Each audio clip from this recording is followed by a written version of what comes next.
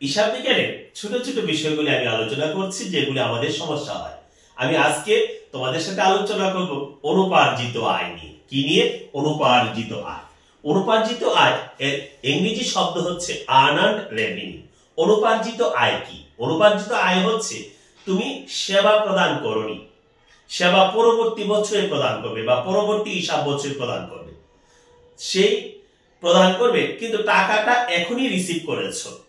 অর্থাৎ তুমি মনে করো যে 1 লক্ষ টাকার চিপস আগামী বছর বিক্রি করবে, কিন্তু 1 লক্ষ টাকা এবছরই নিয়েছো, তুমি কিন্তু চিপস বিক্রয় করা হয়নি। এই যে পণ্যটা তোমার বিক্রয় করা হয়নি কিন্তু টাকাটা নিয়েছো, সেটাই হচ্ছে তোমার অনুপার্জিত আয়।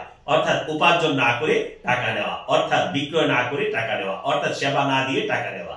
এটা আমরা হিসাব বিজ্ঞানে দায় হিসেবে গণ্য করব। কেন দায় হিসেবে গণ্য করব? কারণ সেবাটা আমি পরবর্তীতে দিব, যতক্ষণ পর্যন্ত সেবা না দিব ততক্ষণ পর্যন্ত সেটা